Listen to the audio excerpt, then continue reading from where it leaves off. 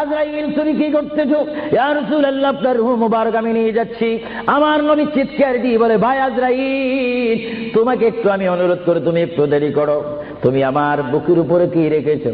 ইয়া রাসূলুল্লাহ আপনার বুক মোবারকের উপর আমি শুধু হাতটা রাখলাম। আজরাইল তুমি বুঝি হাত রেখেছো?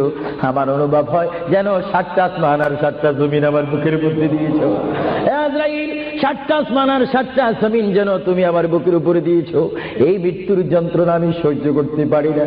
তবে তোমাকে আমি অনুরোধ করি, আমার উম্মত গুনাহগার হবে, আমার উম্মত বদকার হবে, আমার উম্মত আমাকে না দেখে দেখে ইয়া নবী ইয়া রাসূল বলবে, আমার উম্মতরা তোমার এই কষ্ট সহ্য করতে পারবে না। আজরাইল তোমাকে আমি অনুরোধ করে গেলাম, কিয়ামত পর্যন্ত যত কোটি কোটি উম্মত পৃথিবীর বুকে মৃত্যুবরণ করবে, সকলের কষ্টটুকু তুমি আমাকে দিয়ে দাও, আমি নবী সহ্য করব, তবু আমার উম্মত সহ্য করতে পারবে না। জোরে বলেন সুবহানাল্লাহ।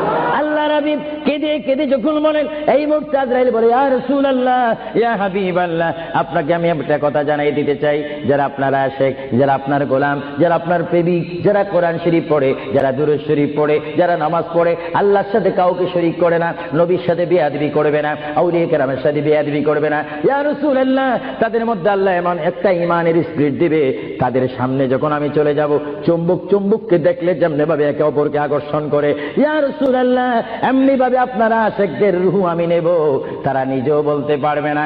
ময়দার বিদ্যুৎ থেকে একটা চুল বাহির করতে যেমনি ভাবে ময়দা ডিস্টার্ব হয় না, ইয়া রাসূলুল্লাহ আপনার চেহারা মোবারক তাদের সামনে আমি তুলে ধরবো।